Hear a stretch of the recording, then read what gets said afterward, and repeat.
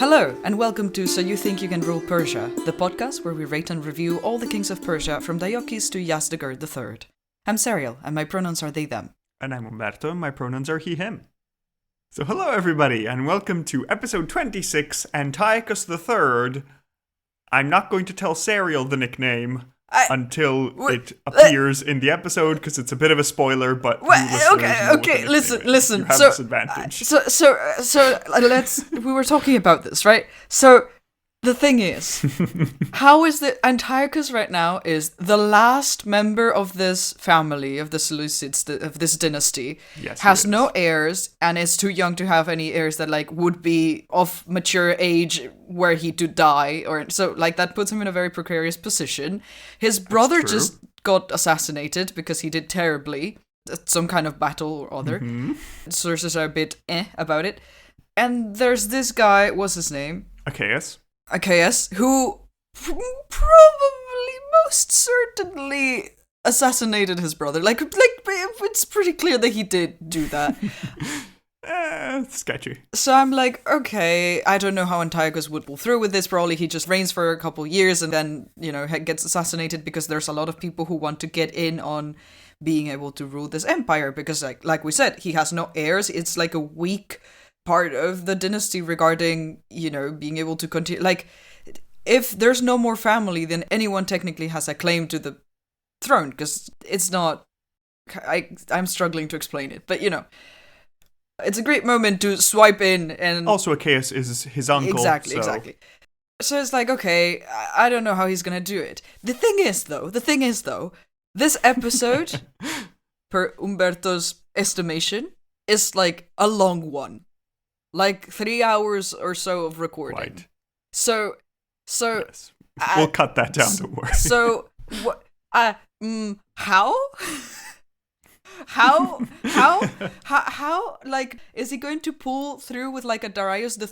Bagoas assassinated the two previous kings, but by the time he gets to be, I'm actually going to kill him first and then actually do a decent job?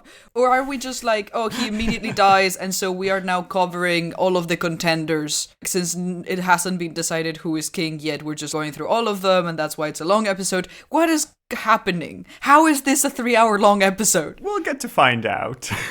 I do not see it. We'll get to find out. What do you mean cool. The nickname is spoilers? What do you mean? Yes, the nickname is spoilers. You'll find out about halfway through. I'll tell you what it is. Okay, well. So there. Okay, so let's start with a quick recap of the past two episodes, because not much happened in the last one. So what happened is that the empire is crumbling. It lost Anatolia, it lost a lot of the east. Mesopotamia and Syria were sacked by the Ptolemies. We've lost the port of Antioch containing the graves of the founders. Fun. Everything is sort of on fire. Then Seleucus II died falling off his horse. Seleucus III tried to conquer Anatolia, but was later probably murdered by Antiochus, who is his uncle and important general. Didn't do a good job, sadly. Because he did a terrible job, and they decided that it was better to get rid of him. And now Antiochus, who is perhaps a distant cousin, but definitely the uncle of both Seleucus and Antiochus III, is now just one step away from the line of succession, making him king. Also, he is very suspicious because after these soldiers murdered Seleucus III, he had them all executed before anybody could interrogate them or get anything out of them. Yes, exactly. So very normal behavior for sure. So it is sketchy, and also he's in charge of the army. As an extra thing. So let's get into it and figure out what is Antiochus III's destiny. So, let's start with his birth. He was born as the second son of Seleucus II and his wife Laodice in 241. And then when he became 16, he was assigned to govern the eastern satrapies and Babylon in particular, where it looked like he did a reasonably good job.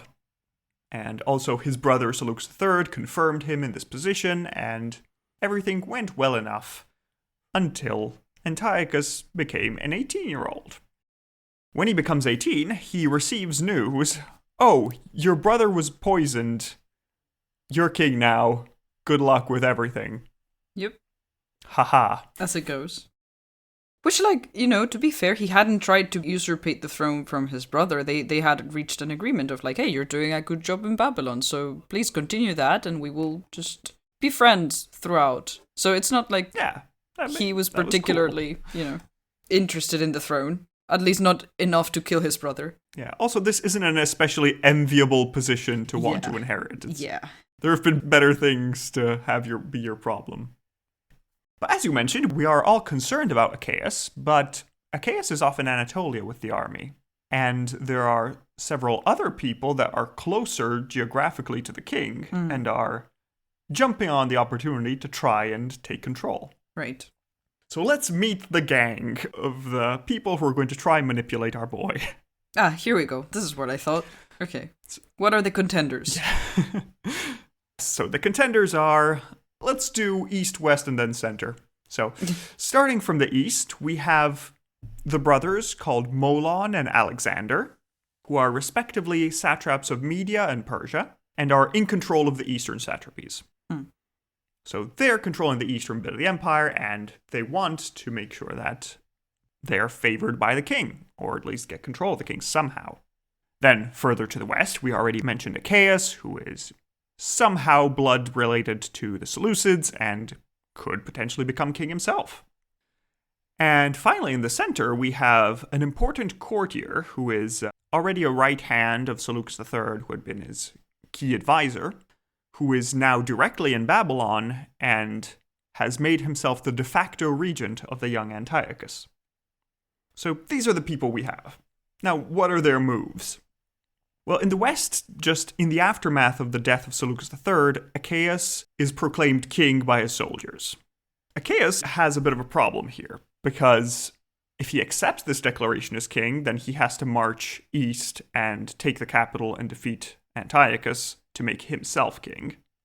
But if he doesn't accept the kingship place and Antiochus III just meets with an accident, then he gets the kingdom without having to waste all these resources on a civil war. Right. So basically what Achaeus does is he just goes to the soldiers and says, listen, guys, I'm flattered that you want to make me your king, but I'm going to be a loyal subject of Antiochus III. As long as it's convenient to me, then maybe I'll reconsider your king option. As long as it's easier. We'll just, let's save money and lives and resources and time. Yeah. So let's see how that goes. But in the meantime, in the east, we have that Molon, who's the important of these brothers ruling the east, isn't happy with Hermias having control of Antiochus, and maybe there was a prior rivalry there. So Molon declares war on Hermias for control of King Antiochus. So the East is rebelling actively against the kingdom, which is not ideal, because this has all happened in a few months since Antiochus took the throne. Yeah. So how do we deal with this? Well, Hermias, who's now in charge, needs to figure out, what are we doing? So we're told that Antiochus wanted to go and fight Molon and defeat him and, retake the East. But Hermias knows that if Antiochus dies, then Achaeus is king. Right. And Hermias loses all his power. So he wants to keep Antiochus safe for now. Antiochus throughout all of this has no say in anything. He's just there am I useful? No. Okay. He's there just waiting around, hoping that he won't get murdered one day. He just sits pretty and waits until the adults are done talking. And murdering each other. So Hermias tells Antiochus, listen, how about you plan a war against the Ptolemies to retake those territories in Syria that we needed, and I'll deal with the situation in the east. You just plan your stuff, okay? Great. Good job. So Hermias sends a few generals against the rebelling satrap Molon, and the problem is that the generals he sent, as soon as they see Molon's army, don't even fight, they just retreat. Whoops! They see that it's too big. It's oh no, oh no, oh no. We're on the wrong side. Help.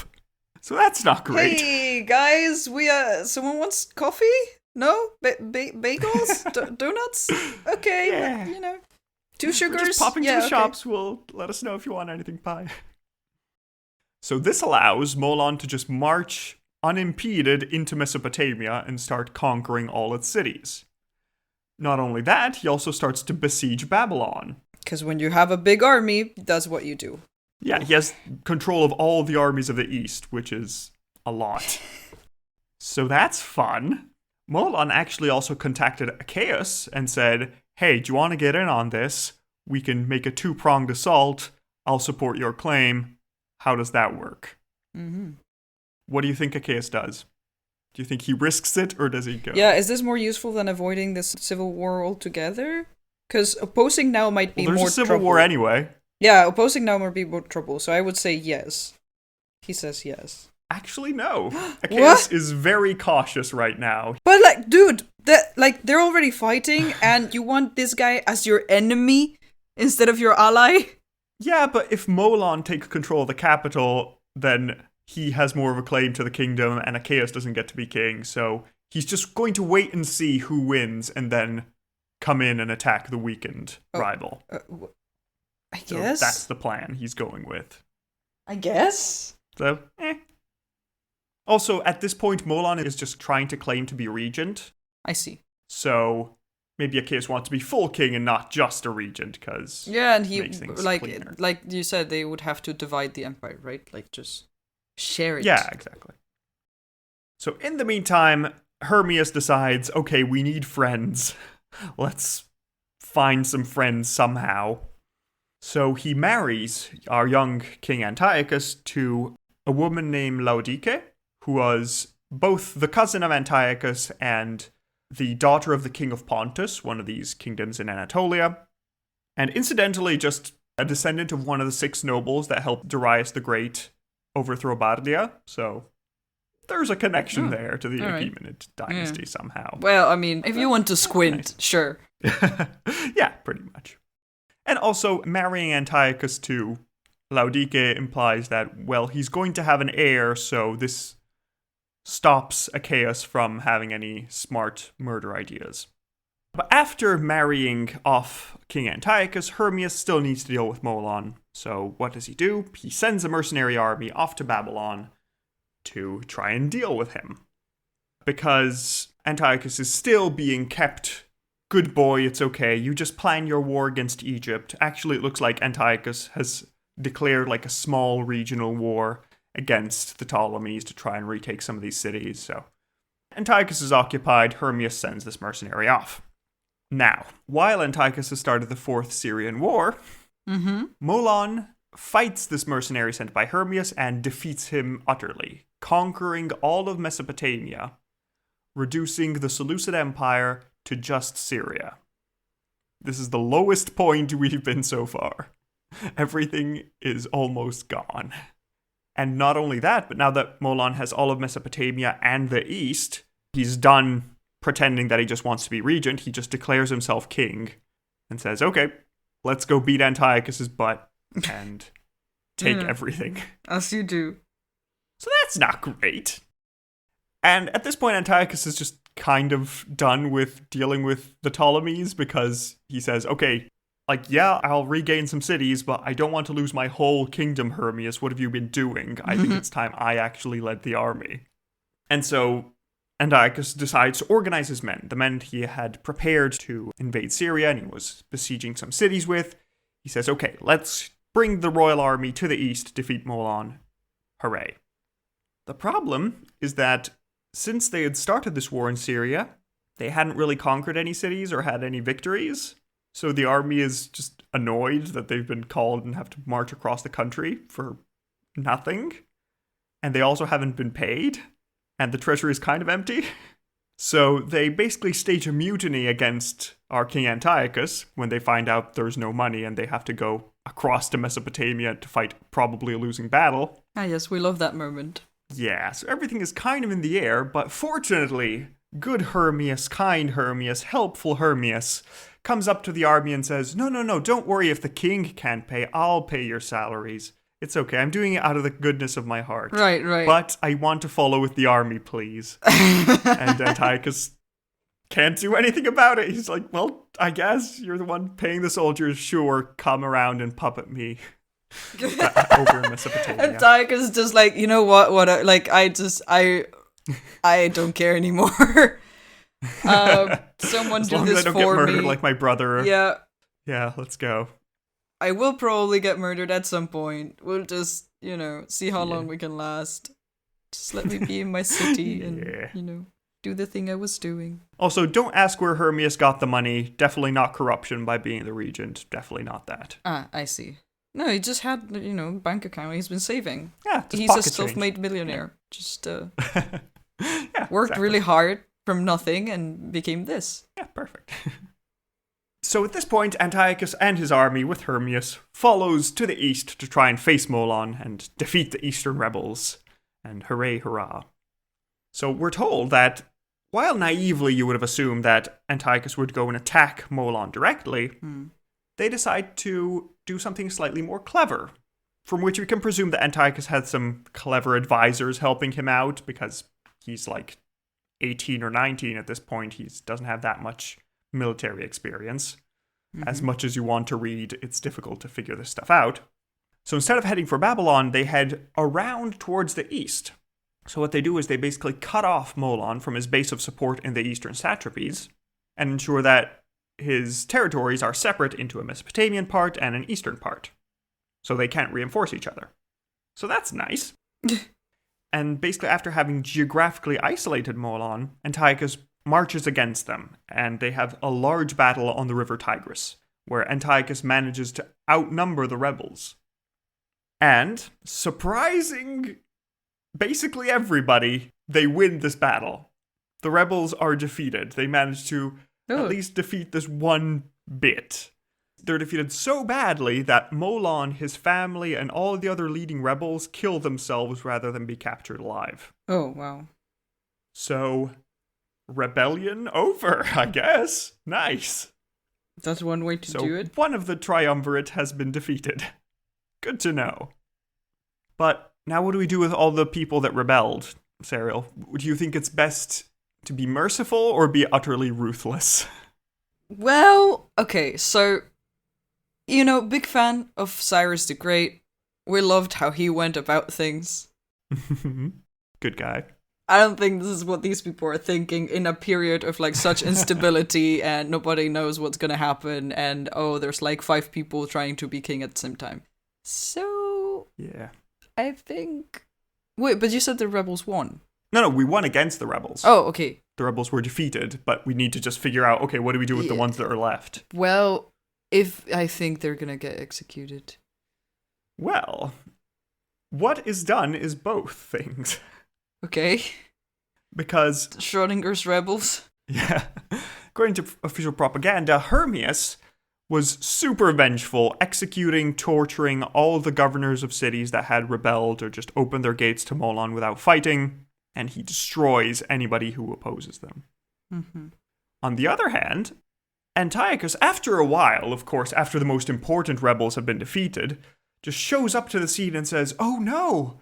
But who has been doing all these terrible things? Oh, Hermias, bad boy, why did you execute all my enemies? No, I'm going to be merciful and a good king. I'm sorry, guys, it's just something that happens, If you rebel next time, I'm going to be merciful, just, my advisors, they're a bit crazy, they might get to you first, so, whoops." That's excellent. I love this. So we get a nice good cop, bad cop thing going on between Hermias and Antiochus. So Antiochus gets all the benefits from the massive violence and murder, but he gets to look. But he doesn't merciful endorse and it, kind and respectful. Yeah, no, of course, it just happened without his knowledge. Yeah, it's just so unfortunate that it happened. He would never. Yeah, so sad.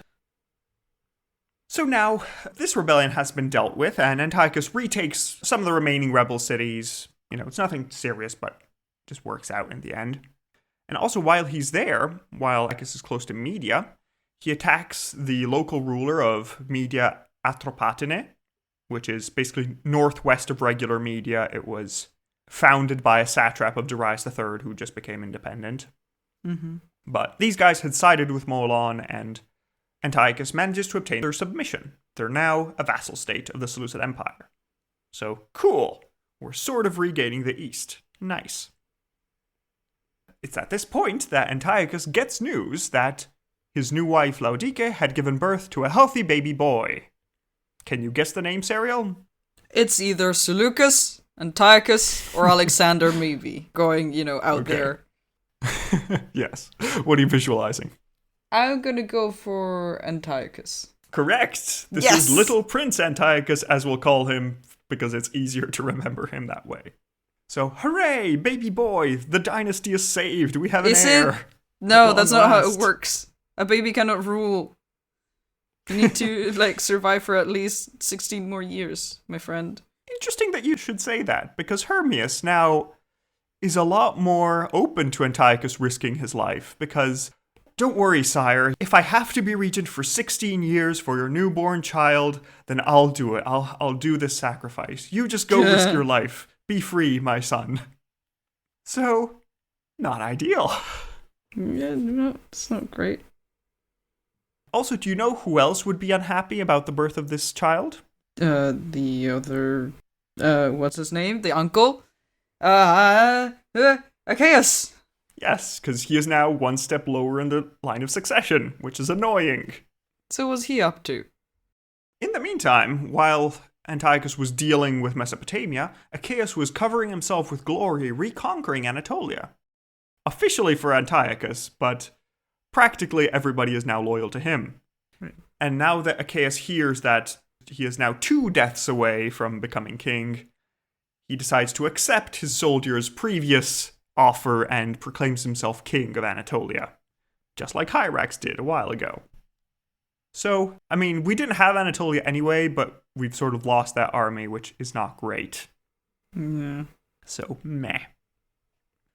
But it looks like at this point Achaeus isn't really marching on Antioch, because it seems that his soldiers are loyal enough to Antiochus that they're not going to attack him, but they're not so loyal that they're not going to rebel. They're in this weird halfway zone. And it is also in this period that Antiochus is getting tired of Hermias constantly meddling and wants to get rid of him.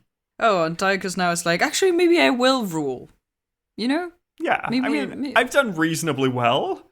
I'm not all dead I need to do yet. is get rid of my puppet master. So, maybe I can do this. I love that it's everything's been going great, so I guess maybe I am an awesome ruler. Maybe I'm really good at this, while he's virtually done nothing. Of course, it was everyone else. Yeah. It's but wow, yeah. I'm so good at my job. I guess I don't need all these people anymore. Fires everyone who is doing the job for him. He's a young man. He's full of youthful vim and vigor. He'll never die. That sort of thing. But how does he get rid of Hermias when most of the soldiers are being paid by Hermias? Yeah, you don't do that, friend. Well, Antiochus falls sick at one point. Oh. He can't leave his tent. He's very sick. He's bedridden. He can't move. He doesn't let anyone see him. And news comes to Hermias that it might be close to the end. And Antiochus calls up Hermias to his bedside to hear his last words. Is he actually sick? Or is this a... So Hermias goes there. I am sick. I knew it! Actually, this is great. Antiochus does have some brains. Hardcore. So Hermias goes thinking, finally, he's going to make me regent for his son. I'm going to get to rule for 16 years, unimpeded. Awesome. Mm-hmm. So he goes up to Antiochus' bedside. Antiochus is there. I am so sick, Hermias. Come closer. Come closer. And it is only at this point when Hermias realizes that, oh no, all the guards are new. Oh no. I don't know these guys. So Antiochus snaps his fingers, Hermias is detained and executed on the spot. So Antiochus is free now. Hell yeah. Why this really convoluted way of doing it? Why not just be hey, kill this guy? Why the whole, I am sick, call him to my bedside, and blah blah blah. And... I guess you need to separate him from all his guards and that, so this is a good way to get a private audience with the king. And Then get a private audience with the king! What? Yeah, but then he might bring his own guards. You don't know. It's a way to let his guard down. Yeah, maybe he wanted to know, like, okay, let's see. I'm gonna give him one chance. I'm gonna let him see me like I'm dying and see where he goes with it. Like, when he thinks that he's actually, it's kind of like very emotional manipulation of like, we will see what you do if you think I'm leaving, and then like if I am satisfied with the outcome, then I might not yeah, kill if you look loyal, then okay. If not, I'll destroy you. Yeah, pretty much. So awesome. Antiochus is in control. But he has 2 wars that he needs to deal with. The first one is the 4th Syrian War that he started but sort of abandoned to try and go to save Babylon. And the second one is Achaeus in Anatolia. So Antiochus decides, okay, the main threat right now are the Ptolemies.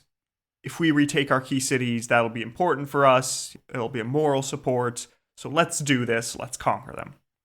Also, the good news is that the old king Ptolemy III, who had terrified everybody, is now dead. And there's a new Ptolemy IV, who is pretty much Antiochus' age, so he's also young and inexperienced. And also in the Ptolemaic court, they're fighting over regency, so it's a whole mess. So might as well. Yeah, I love that it's the same thing. The 2 young kings battling each other mirrored. while everyone else is like, oh, let me get my foot in the door. So one of the things that Antiochus does when he marches back towards Syria is take a lot of gold from Babylon that Molon had left behind. And so he manages to obtain his first victories by basically going up to the Ptolemaic governors of cities in Syria and just offering them a ton of money to just leave. And they accept. So, nice. Great news, we managed to retake pretty much all the formerly Seleucid cities in Syria, including Seleucia and Pieria, which was both the port of Antioch and the seat of the royal tombs. So finally, that insult has been fixed and we're back in business. Excellent. So Syria is taken back, but Antiochus is more ambitious. Antiochus has in his mind that he wants to retake all the lands claimed by Seleucus I. So he writes a letter to Ptolemy saying, hey, if you want peace, give us all of Syria and all of Palestine, just like Seleucus I claimed before Ptolemy I took it secretly. So off we go to war. Yay. Antiochus starts by maybe considering a direct assault on Egypt, but as usual, the Egyptian fleet is way too strong, so Antiochus decides, okay, let's not do this. This is a bit too much trouble. Let's just go by land. Let's take all the fortified cities on the coast of Syria and Palestine and try and defeat Ptolemy that way. Take enough fortified cities, we can just keep the land, it'll be ours. Awesome. But Ptolemy IV isn't idle, so he decides that he is going to gather all his forces from Egypt and march up towards Palestine and face Antiochus III. Sure, go for it. So the 2 kings meet each other outside of the city of Gaza, which is basically the entrance to Egypt proper. And on the one side, we have Antiochus III with his royal army. On the other side, we have Ptolemy IV and his sister wife Arsinoe, both leading a force of 60,000 men at the Battle of Raphia. Can we put that into perspective? This is basically one of the largest battles fought in the Hellenistic times since the Wars of the Successors. Are the sources exaggerating, or is it for once actually true? It seems to be actually true. It looks like Ptolemy IV has 75,000 soldiers on his side, including 73 elephants, while Antiochus III has 68,000 soldiers on his side and 102 elephants. I love that elephants are becoming a thing that we just use now. Yeah, it's fun to fight with elephants. Yeah, somebody is about to use elephants in like 5 or so years to cross the Alps. You know, no big deal. Some guy. Dude, that rings a bell for some reason. Yeah. And also we're told a fun detail by Polybius, one of our historians, about the Battle of Raphia, where, as you said, Antiochus hasn't really achieved much. He's just a kid, and Ptolemy is also just a kid. Yep. So both kings, when trying to encourage their armies, they have no deeds of their own to hype them up with. The only thing they can do is just try and hype them up with deeds of their ancestors, saying, oh, right. My father did this, my grandfather did this. I didn't do anything worth of note, but yeah, fight for me anyway. We're in the same family. Yeah. You might have known them and everything. Yeah, maybe. Who knows? But yeah, we finally have this large battle of Raphia, huge battle, really important. And during the battle, we're told that Antiochus led his cavalry personally and broke through the Ptolemaic lines. But because he was young and inexperienced, he just kept chasing after the enemies that were running away and didn't rejoin the battle, which basically allowed Ptolemy to take advantage of this situation and defeat the Seleucid forces. Oh, what a shame. That wasn't great. It's not a huge defeat. I mean, about 15,000 Seleucid soldiers died compared to the couple thousand Ptolemaic ones, which is not ideal. But the army at least isn't destroyed, is the point. So Antiochus manages to withdraw from the battlefield with most of his army, but they have to retreat all the way back to Syria, and in the same time, Ptolemy retakes his cities in Palestine. So in the end, everybody decides to make peace. Where it's not really a total defeat for the Seleucids, because Antiochus gets to keep all the cities in Syria and the royal tombs and all that, so it's a bonus, but he doesn't manage to get as much as he wanted, everything up to Egypt, as he had proclaimed to Ptolemy in this letter. Yeah. So, pros and cons. But now that the Ptolemies have been dealt with, we need to deal with Achaeus. Cousin/uncle Achaeus is now ruling Anatolia as a king of it independently. And as we mentioned before, his own army didn't really want to attack Antioch directly, just wanted to stay in Anatolia and hold it as a separate kingdom. So, not ideal, but Antiochus wants to at least get rid of this threat to the throne who had killed his brother, and retake Anatolia if he can, because it's been 2 kings that we've been trying to retake Anatolia. He wants to make it stick now. So in 216, Antiochus takes his army across the Taurus Mountains into the lands of Achaeus, after having made a deal with the king of Pergamon, who, if you'll remember, was the previous owner of most of Anatolia. We don't really know what the deal was, but it looks like it was mostly, hey, king of Pergamon, maybe just annoy Achaeus while we're in the area so he can't focus all his attention on us. Does that sound good? Good. Okay, great. So, we don't get many detailed sources on how the actual war goes, but we know that it continues for a couple of years. And Antiochus manages to fight his way, marching and winning several battles, getting all the way to Achaeus' capital of Sardis, where he puts it under siege with the rebel king indoors. Antiochus manages to quickly break through the main set of city walls, but Achaeus flees to the citadel and holds up there and tries to defend himself and call for help to the Ptolemies. We're told that the Ptolemies had a whole plan to help Achaeus escape and raise a new army in Syria. Aren't we fighting the Ptolemies? We made a peace with them. Okay. But Achaeus wasn't fighting them because he's just rebelling anyway, so he doesn't care. And it looks like the Ptolemies are just trying to make trouble, trying to get Achaeus away from Anatolia to some loyalists in Syria so he can take the throne, and then Antiochus is the rebel, and blah, blah, blah, blah, blah. It's a whole thing. I see. So, the Ptolemies decide to plan a heist to get Achaeus outside of the city. But, at this time, Antiochus' spies whisper in his ear, hey, listen, we've heard this plan. We know who the guy that's meant to have Achaeus escape is. Do you want to have a chat with him? Antiochus thinks, okay, let's see what this guy has to say. And it turns out that this Ptolemaic agent has flexible loyalties as long as you pay him enough. So Antiochus gives him a big old bag of cash and says, bring me my cousin Achaeus. You'll be richly rewarded when you do it. So the rescue plan goes through. Achaeus finds the Ptolemaic agent. He is taken out of the city in the dead of night. He is led to a special part outside the city. And there he meets Antiochus. Oh, hi. Oh no, he's being chained up. Oh no, this isn't going well. Oh crap. Oh dear. Wait, rebellion doesn't pay. Achaeus. So yeah. Well, now we have a bit of an echo of what happened with Hermias because, well, you know, Antiochus can't kill Achaeus. He's his cousin and his uncle.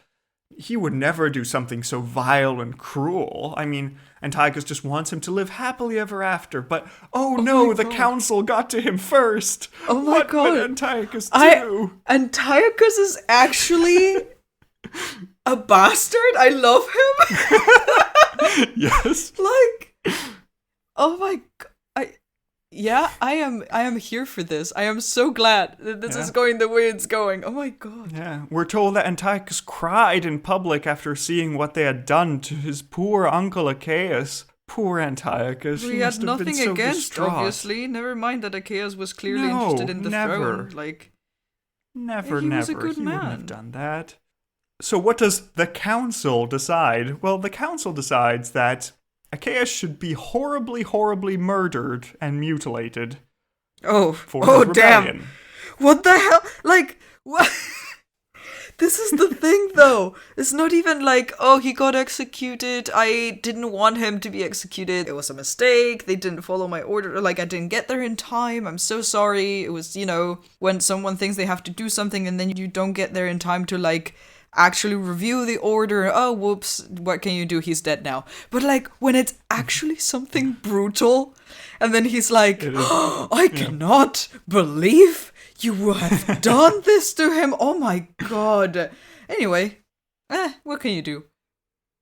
Yeah, happens. Oh well. Don't rebel next time, kids. This is what happens to traitors. Oh my god. So poor Achaeus has all his limbs cut off before being decapitated, and then all the remains are crucified outside the city of Sardis to remind anybody what happens to rebels and to people who assume regal authority without rights. Okay. I didn't know. Teehee, but I am a good king, though. Just, Yes. Teehee, I didn't mean to. I'm the good guy. Why is he so unhinged? What the... He just had, like, thirst for murder. I mean, he had a hard time growing up. He... Oh my god. I can't believe that this is what he wanted to do all along, and then once he finally let go, this cruelty happened. Yeah. Oh my There's god. a lot. But yeah. It's like Chaos just trying to play it safe, and like he should have just done the thing. Yeah, he should have just remained a general and said, nope. Yeah. Nope, I'm good. Don't worry. I retook Anatolia for you. I'm happy with being here. Either gotten rid of Antiochus like right away, or just not try to, go for the throne anymore. He should have been quicker on the murder before he himself got murdered. Yeah. He was too cautious and too like, I'll just, I'll do it in my own way. I'll be careful. Yeah, maybe if he sided with Molon in the first place when it was offered, he could have made it, but Did you now see you're his horribly army? mutilated and crucified. Dude, come on. Yeah. But great news! The Empire's back together, Serial. It's finally together again. Hooray! Is it? For how long? It's mostly together. Okay. Because Antiochus now decides that, well, if you remember, the East had sort of been splintering and breaking apart with the Parthians and the Bactrians and independent satraps. Antiochus decides he wants it back. Right. So he starts by reusing his carrot and stick policy, where basically he looks at all of the soldiers of Achaeus and says, hey guys, look at me, I'm the good king, right? Clearly. You saw what my council did, but that's my council, Sometimes they go a bit crazy. Do you want to join my army and never betray me? Or do you want to see what the alternative is? And everybody's like, nope, sir. Yes, please, we're joining, whatever. Yep. Here we go. Yes, thank you. So, hooray, we have a bigger army now. And Antiochus plans a large campaign to the east. He begins his campaign by invading a land that the Seleucids never really owned, the Kingdom of Armenia, which had been paying tribute to the Seleucids on and off, depending on if they felt like it. Yeah. If it's convenient. Yeah. But Antiochus marches in there and manages to defeat their king Xerxes, who accepts to become a vassal to Antiochus and marry his sister. Also, a decade later, just because it happens, Xerxes is going to die without an heir, and Antiochus will directly annex the kingdom. Oh. So, nice. Convenient.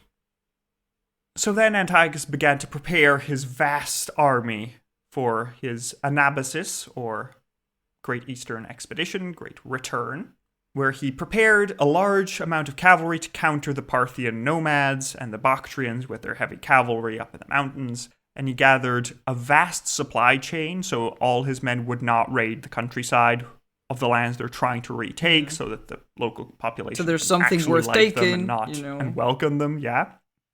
and then he gathered an immense amount of money to pay all of this with. Sometimes raiding some temples, less than ideal, but You need to get the money from somewhere. Yeah. So we have an army of about 35,000 soldiers with 6,000 cavalry and about 15,000 members of the phalanx and miscellaneous others. Also, in anticipation of what's going to happen, Antiochus makes his 11-year-old son, Prince Antiochus, co-ruler of the empire. He is co-king, and he leaves him back in Antioch. Already at 11, damn. Yeah. I mean, this has a couple of advantages because, A, the succession is nice and clean and sorted. Yes, this is what you should do. I'm not complaining. For once, someone is being logical. Also, the good thing is that he's 11, so he's not going to exactly rebel against his father and try and take the throne. He is too young for that. And the third interesting thing is that now Antiochus can sign all his peace treaties in his name and the name of his heir. Right. So the peace treaty will continue having effect even if he dies, because, well, his heir also signed it, so it's still valid. So awesome. In 210, Antiochus begins his eastern campaign, from which he will gain his nickname. Can you guess what it is, Serial? No, the Conqueror? Even better than that. After this eastern campaign, Antiochus will be called Antiochus III, Antiochus the Great. Yes! I am here for this. I am so excited. I don't know how he pulled it off, but he did. Let's go, Antiochus, my boy. He went from being a scared 18-year-old to a guy who destroyed all his enemies, and now he's going to retake the empire. Why is there not... Is there a movie about this? Because I love this. There isn't, because nobody cares, and I think it's even better when you keep in mind how it ends, but we'll get to that. Oh, come on! Okay, Yes, I like him. I'm rooting for him. So wonderful. Antiochus starts attacking the east. He first goes against the Parthians. The Parthians are these nomadic people that had settled in the land of Parthia, just past the mountains from the steppe, and they begin expanding into Media and basically the southern coast of the Caspian Sea. But Antiochus decides that he is just going to systematically take all their territories and just chase them back into the steppe. The Parthians try to resist him by filling in all the wells along the way to try and stop his soldiers from getting water. And sustenance. Yeah, because we forget that that's a very valid way of doing warfare, because people still need to live, right? They need food and they need water and they need a way to take care of themselves. So, but if you remember, Antiochus prepared an amazing supply line, so he doesn't care. He wasn't going to take from the land anyway. He was just going to take it from home. So, very cool. So Antiochus continues marching, defeats the Parthians, and pushes them back into the steppe, where, as you remember, fighting in the steppe against steppe peoples is dangerous, so Antiochus starts to be clever about this.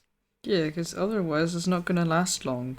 Yeah, basically. So he decides to, first of all, use his light infantry to take control of all the hills in the area to ensure that no ambushes could happen. And then he besieges a couple of the royal cities that the Parthians had been building up for their new kingdom, and he captures them. So, in the end, we don't have many more sources, because, unfortunately, our historian Justin only summarizes what a better historian wrote, and he just says, yup, he went east and won, the end. Oh no. Which is infuriating. I assume we do not have the books of this other historian. No, we don't. We just have the summary, which is sad. Yep. So, sorry, Pompeius Trogus. You probably were cool. But anyway, the Seleucids win. Antiochus is victorious in Parthia, and he basically chops off most of the Parthian lands and allows them to stay in a tiny strip of land at the edge of the empire to protect it from nomads in his name. So they're now his vassal, and they're just there as a border protection. So, nice. At this point, then, Antiochus marches further east against the Bactrians, who are the first to rebel. They had this large Iranian-Greek mixture kingdom that was going on. And, yeah, unfortunately, we don't really have much detail here, again, because of the summaries. But we know that there were 2 battles across a river, and both times Antiochus managed to win, but during one of these times, Antiochus' horse was killed under him, and he was injured. Oh, no. But he apparently managed to fight his way out of that situation and get back into something ordered and in control. At this point, having won these battles, Antiochus decided to besiege all the Bactrian cities and try and retake this territory. But if you remember, when Alexander the Great passed by, before all the little Antiochs and Alexandrias and Seleucias were built, before all those fortifications were there, Alexander the Great himself took 3 years to take Bactria. Yeah. So Antiochus doesn't have time for this. Antiochus has just heard that Ptolemy IV is dead, and now there's a 6-year-old Ptolemy V ruling in Egypt. Ooh. And he really wants that opportunity. Let's go back to Egypt! Yes. So he decides to talk with the king of Bactria and says, hey, listen, I'm going to let you keep the throne. How does that sound? You give me all your elephants for my campaign in Egypt, and in exchange, you're my vassal and you defend my lands from the nomads, as you were already doing. Does that sound good? King of Bactria says, yes, okay, signs a piece of paper. Hooray, we're at peace with Bactria. But Antiochus, yes, he could go directly to Egypt now, but he has a tempting detour nearby. Because where did Alexander go after taking Bactria? Well, India, of course. Ah, of course, yeah. How am I not... Clearly. And Antiochus really wants to have on his resume that he's the first Hellenistic king since Alexander the Great to march into India, because that would be cool. I mean, he's not wrong. Yeah. So he looks at the situation in India, and it turns out that the Maurya Empire that we were friends with all that time ago has been undergoing a similar process to the Seleucid Empire before our boy Antiochus the Great. Because it's been slowly crumbling away, losing its edges, collapsing. And among one of these regions are the lands that Seleucus I had given to Chandragupta Maurya. So Antiochus just basically marches through, gets oaths of fealty from the local rulers, and now they're his vassals, so India acquired. Wonderful. And then Antiochus decides to take the route back. So on the way here, he went through the north of the empire, now he's going through the south of the empire. He's basically mirroring Alexander's return, although without the mass casualties of crossing the Gadrosian Desert, this time actually being properly supplied and not having a mutinous army. So Antiochus manages to return through the south of Iran. He reconquers all this land. He also passes through Persia, the first ruler maybe since either Alexander the Great or Seleucus I. So it's been a while. But he passes through Persia, reasserts royal authority in the area, and nice, he ensures that all the empire is his and it's under control. He also manages to finish up his journey by sea, traveling by ship, receiving fealty from all the coastal settlements of the northern coast of Arabia that are in contact with the Persian Gulf. So that is his. Awesome. And at the end of this expedition, when he returns to Babylon, he is proclaimed Megas Basileus, which is Great King, which is essentially the Greek version of King of Kings, because, well, A, he's restored the empire, and B, he's better than everybody else who calls himself a king, because he rules over kings now. So know your place, Ptolemies. He's better than everyone. He's Yep. just the best. This gives us a bit of a chance to talk about how he is ruling and what is he doing, because the interesting thing about his restoration is that it's mostly centered on him as the king. Because unlike the Ptolemaic kingdom, the Seleucid Empire is really vast and varied culturally. So you can't just have one culture where everybody agrees on what a king should do and what they are. You have many different cultures that you all need to deal with somehow. So Antiochus wants to prepare himself to be a strong king and puts up a series of structures in order to make sure that he and his successors will be perceived that way. Right. Well, this is what comes with having a big empire. You have lots of cultures and to lots deal of with all people. these situations. Yeah. So first of all, he starts with having a very loyal army that knows him and loves him. Good start. Mainly made up of Greeks and Macedonians, with the different cultures of the empire having their own specialized forces. Like there's specialized heavy cavalry from Iran, there's specialized slingers from Anatolia, all that sort of thing. I see. So I make sure to use what everybody is best at. Then he decides to try and integrate the local ethnicities more with the Macedonian ruling class. For example, in Babylon, he decides to include the local nobility in the administration of the kingdom, giving them more agency over how they're governed. Okay. So that's nice. Everybody's getting a bit more of a hand in how the empire can be controlled. Because, if you're the one letting them self-rule to a certain extent, then they're going to be happy to have you as a king and not somebody else who's going to control them more strongly. Yeah. So he does that, and then he has a whole bunch of people called the king's friends, which were sort of like what the Diadochi were to Alexander, what all the successors were, his companions. Oh, yeah. Were basically his envoys, and they're the ones who exercised his will across the empire and made sure that Antiochus's control was actually real and his orders were being implemented. So this would all work quite well. It takes a bit of management from the king, so you need to have somebody who is capable, like our Antiochus is, but if you can hold all this together, then the empire is solid and good. But hey, surprise, we have someone who is capable, so... Finally. I am so happy about this. Yeah. And also, for the first time since Darius the Great, Antiochus decides to reorganize how the regions are governed. Because under Darius, the satrapies had separate military and political powers, which were relatively large and they weren't meant to rebel. Yeah. But Antiochus needs something more flexible than this, so he decides to have a series of smaller groups than satrapies, smaller governorships, where there's only one person who holds all the military and political powers, but the territory is small enough that rebelling wouldn't really make sense. Mm-hmm.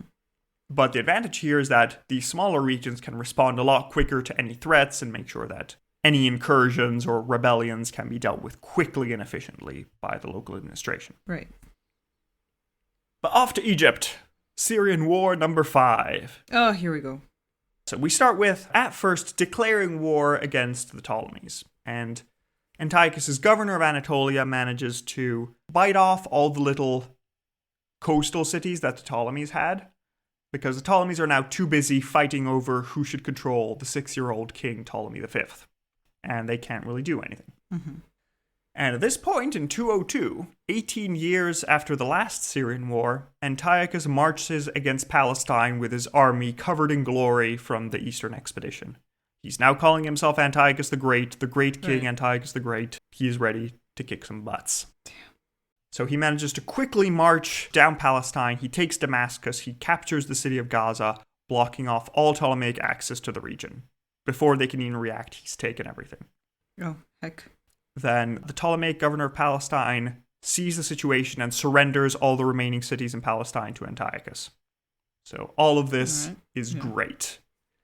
At the same time, the regent in Alexandria is overthrown due to this failure, and there's a new regent and more chaos in the Ptolemaic Empire. So everything is slightly collapsing, because we also have that, at the same time, the kingdom of Macedon has decided to take all the Ptolemaic cities that were in their region. Right. So the Ptolemies are now basically reduced to Egypt and Cyprus. They've lost pretty much everything else, and their fleet is floundering without any control. Losers. Yep. We'll see who laughs last. But then the next year, after the Egyptians have decided who the new regent is, that regent sends an army into Palestine to try and fight Antiochus. But Antiochus was ready. He's had 20 years of military experience, 20 years of victories. He's learned from his past mistakes. And he faces the Ptolemies in battle at Panion with his own son, Prince Antiochus, in command of his new heavy cavalry that he's gained from Iran. And during the battle, there is a very similar situation to the Fourth Syrian War, where the young Prince Antiochus charges with his cavalry, managed to punch through the Ptolemaic lines. This time Antiochus is ready, and he orders his son to wheel around and attack the Ptolemies from the back, crushing the Ptolemaic, finally. Leaving Egypt basically undefended. He learned, you know? Yes. Learned from his mistakes. We love to see it. So that's very nice. Also, Serial, just so you know, we finally made it. It's been 500 years since Diadochis. Oh. We've been going for 500 years. Oh, heck. That's a lot. Yes, the world has changed since that time when Assyria was around, but we're still here. I'm gonna have to re-listen to the first episodes and be like, where did we come from? Honestly, I'm gonna have to re-listen to this one because it's so much information, and I am like, now that we're here, I still cannot see how we got here from like where we started. It was a lot of fighting to get this far. We'll have a recap during the ranking. It'll be cool. Oh, good. But at this point, Antiochus has a decision. He has two things. He can either finish taking away every remaining part of the Ptolemaic Empire and just leave them with Egypt and Cyprus, make sure that everything else is firmly in his hands. Do all this while basically removing all the ports from the Ptolemies and capturing their fleets where they are, so neutering their naval capabilities. Or he can march into Egypt and try and take it all. What do you think he does? Let's take it all, baby. We want everything. We're the great. I don't know. No, he is cautious. Yeah, it might be too, out there. I feel like he's gotten this far because he's smart enough to make the right decision. So yeah, so he basically has something to look at because he notices that in Egypt there are a couple of native rebellions of actual Egyptians against the Greek Macedonians trying to take back control. So Antiochus reasons that if he has to try and take Egypt, it's going to be a mess. It's going to be really difficult. First, he needs to deal with defeating Ptolemy, then he needs to deal with defeating all the native population, and then he needs to hold all this land. That's going to be a mess.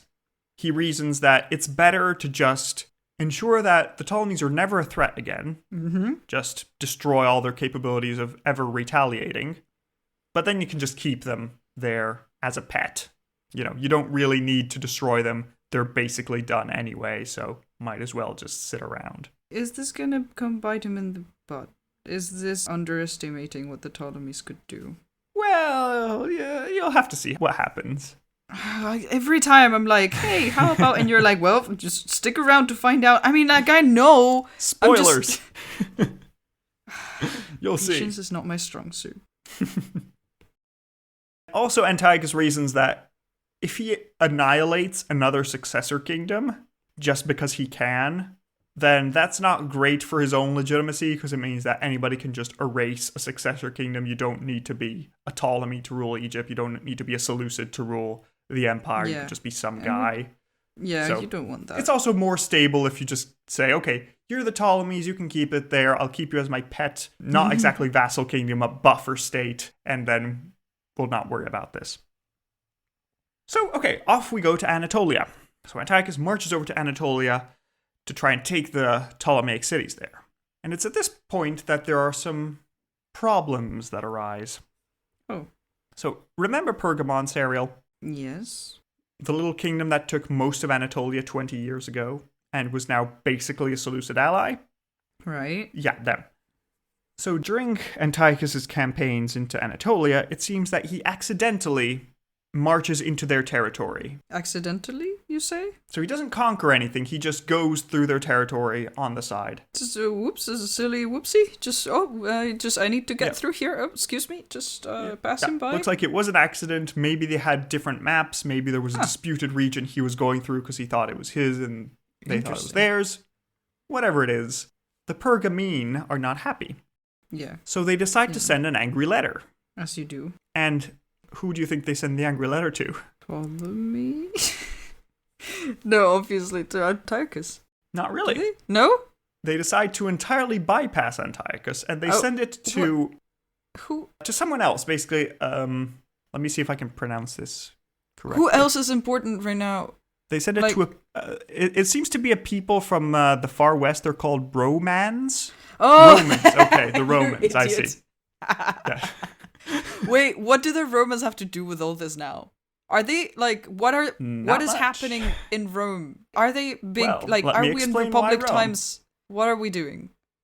So let's follow the letter. The letter says, Dear Senate and people of Rome, can you help us against Antiochus? He's kind of being mean to us. Letter travels to the west. Roger is back in business. Exactly. The best messenger ever is ready. So the letter passes through Macedon, and we find that Macedon's at war with Rome. I wonder why. Roger stops at a bar, asks somebody what's going on with this war against Macedon. Turns out, Macedon helped Carthage against Rome in the Second Punic War. Oh, this is what we're doing. And Rome's here for revenge. Then Roger travels across the Mediterranean and finds, those are a lot of burning Carthaginian ships. They've surrendered. They've lost the Second Punic War. Rome is now hegemon of the Western Mediterranean. I see. I am still... Listen, I have my opinions on the Punic Wars. For anyone who cares, which is nobody. It's very unfair. Carthage should have won. Fight me on this. It is very similar to the space race in my mind, in the sense that one of them did all the work to, like, properly actually do the advancements and the progress, and then by some freaking miracle, the other won the last battle and was like, oh, whoops, okay, well, I guess it's done now. It's decided. Yep. Not fair. I'm sorry. Yeah, Hannibal. Well, I say Hannibal. We're going to meet him later on. Stay tuned. Yay. Because Hannibal is going to be in Carthage, but the Romans threaten to attack Carthage if they don't exile Hannibal, and he has to be exiled. I see. Hannibal's cool, though. But yes, Rome is now in charge of the Western Mediterranean, and they've also taken some Greek cities in Greece under their protection against Macedon, who was trying to rule this area. Okay. But the letter arrives to Rome. It's read out to the Senate. Dear Senate and people of Rome, Antiochus is being mean to us. Can you help? And the Romans are busy with Macedon, and they don't want to deal with this right now. Understandably so. So they send a letter back to Pergamon and say, hey, Antiochus is a friend of Rome. We're not going to be sending you an army. Deal with it. Is Antiochus a friend of Rome? When did that happen? Apparently the Senate decided it now. Oh, I see. We're deciding that we're friends. Probably doesn't care. And we're not going to attack him. Mom, Antiochus is bothering us again. I'm not touching them, I promise. Mom!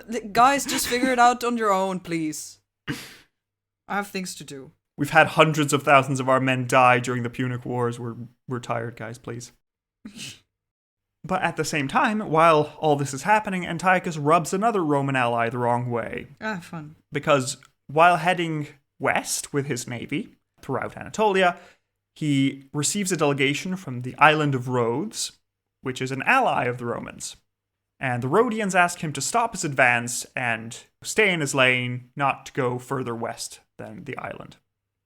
This led to some pretty tense negotiations where maybe threats were waved around by both sides, which is never a thing to be calm about. Mm-hmm.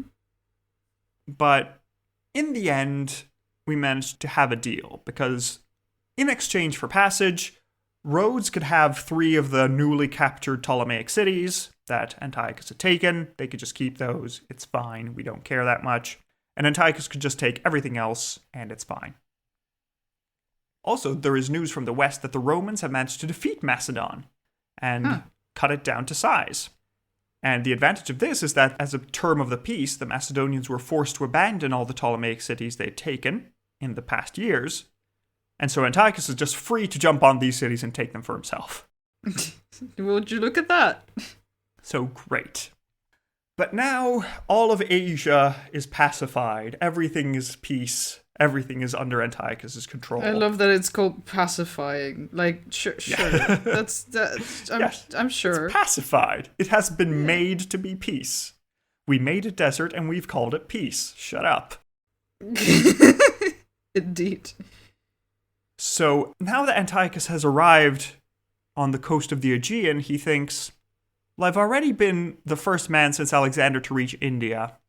How about I become the first Seleucid king to invade Europe since Seleucus I? That would look good, wouldn't it? Let's do it. So are we attacking the Romans? Who were just claiming that we're friends, you know? I mean, they were claiming we were friends. We don't know them. They're just some random tribe of barbarians from Italy. We've never heard of these people. Who cares? So Antiochus decides to cross over into Europe and begin taking control of Thrace from the local Thracian people who are basically considered barbarians. They're not in anybody's regard or sphere of influence. I see. Lucky them. So Antiochus manages to go over and recapture the place where Seleucus I was murdered. So he gets further than his ancestor. Mm-hmm. And he also refounded the old capital of Lysimachus, remember, one of the successors that controlled Thrace, the city called Lysimachia, which he's going to use as his base of operations in Europe. Good job. But as you said, Rome isn't going to just sit back and watch this happen. They could. Yeah, but they're Rome. I know. I'm just, like. It's called wishful thinking. Yeah. So while Antiochus consolidates his lands in Thrace, ensures that he has a nice, safe base of operations for, maybe taking over Macedon. Who knows? They've been defeated by the Romans. That could be fun to do. Yes, fun. The main descriptor of war. But the Romans aren't happy, so they decide, hey, listen, Antiochus, we're going to send an envoy of the Senate to meet you in Lysimachia. We can talk about who gets to own what. Okay? Good.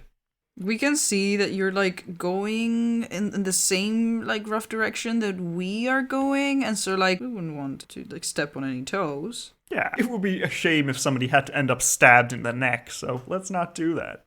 And Antiochus is like, wanna bet? Yeah. Antiochus, have you read my name tag? It says Antiochus the Great. Guys, have you seen what I've done? I have the largest empire in the world. Don't mess with me. Again, I wouldn't want my council to get to you before I did. Just... my council is really messed up. I'm nice, but my council, oof, you wouldn't want to see them on a bad day. Not even on a good day, actually. I'm just gonna use that, to justify when I'm annoyed at people. If you don't shut up right now, I will have to send you to see the council. You don't want to do that. Trust me. But we have this nice meeting, first formal meeting between Antiochus and the Roman ambassadors, where basically the decision is saying, okay, let's do this. Rome can take control over Greece. They can do whatever they want in Greece. That's fine. Antiochus will have control over all of Asia and this bit of Thrace that he's occupied now.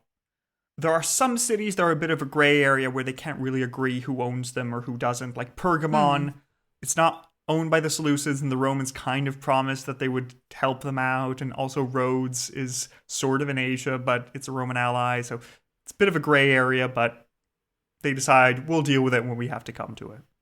And it's really funny in the sources how both sides are accusing the other side of being imperialist. They're saying, why are you conquering people that don't want you there? Like, oh, no, but it looks a lot like what you guys are doing. No, but it's fine when we do it because we're civilizing them. No, but we're civilizing them, actually. Oh, my God. And it's a whole thing. This has been going on for forever. Yeah. It's the same old thing.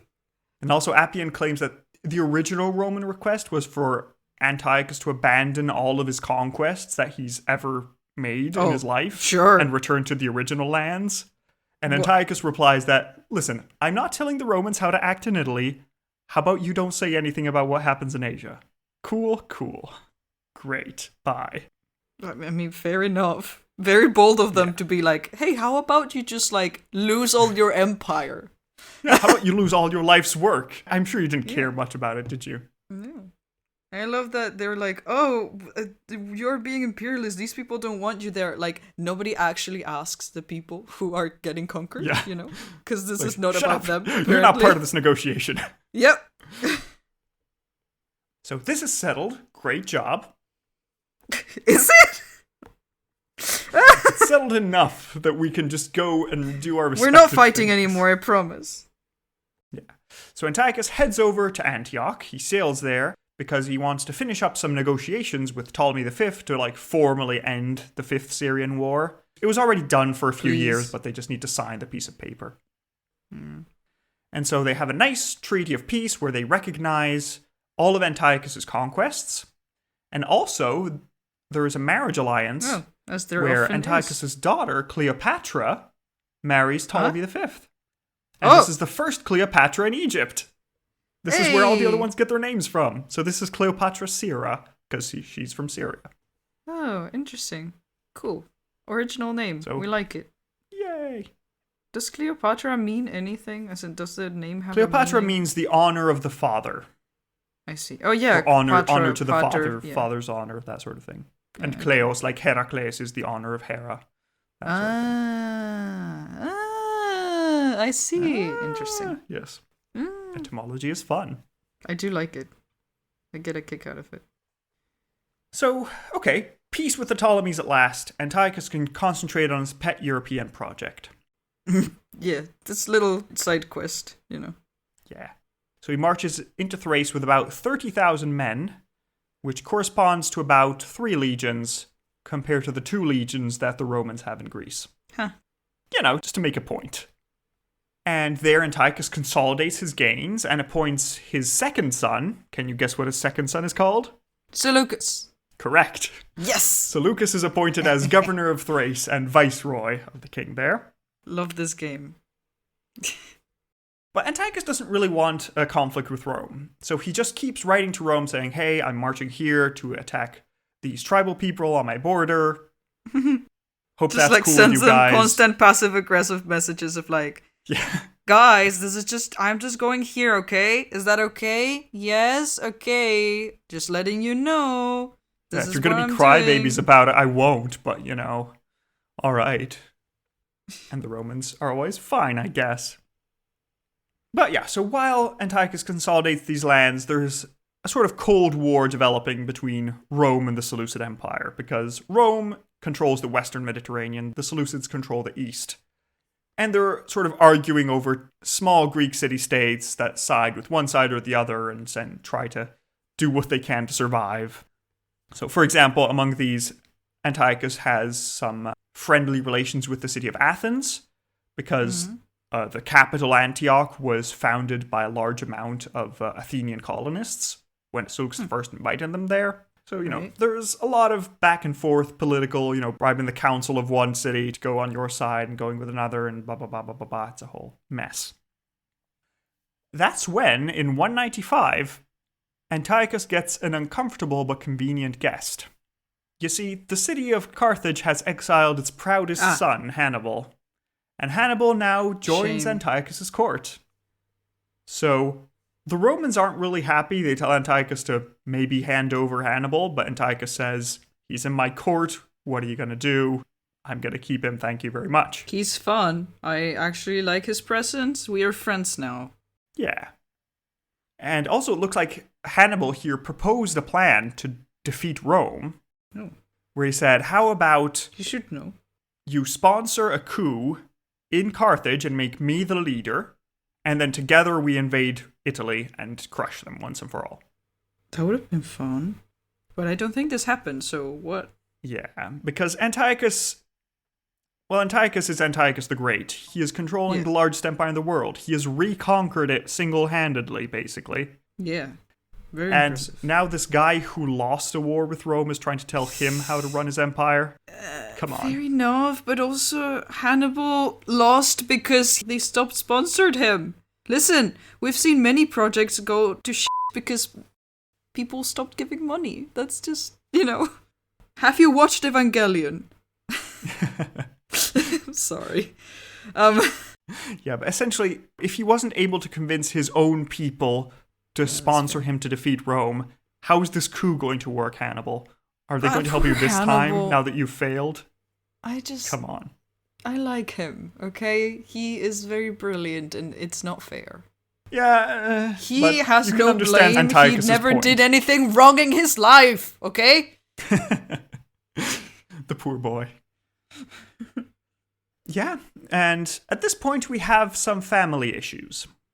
Because, on the one hand, Antiochus has his son, Prince Antiochus, marry Laodice, who is the daughter of Antiochus III and sister of Prince Antiochus.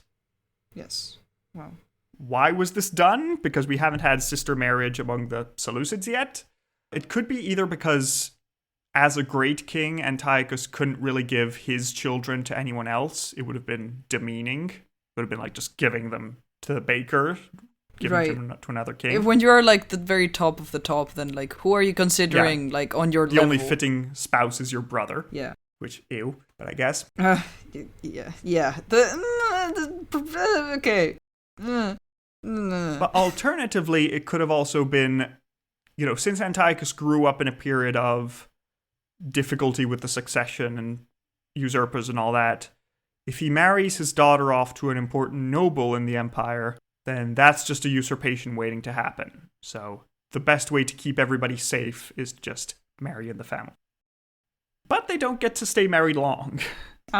because during this period, we're told that Antiochus' wife and Prince Antiochus died of natural causes in Antioch. No, what? Oh, yes. Heck. So that's unfortunate. Danger. Did you not depressing. have any other sons? He did. He had Seleucus, who was... Okay. Good. Yeah, it's fine.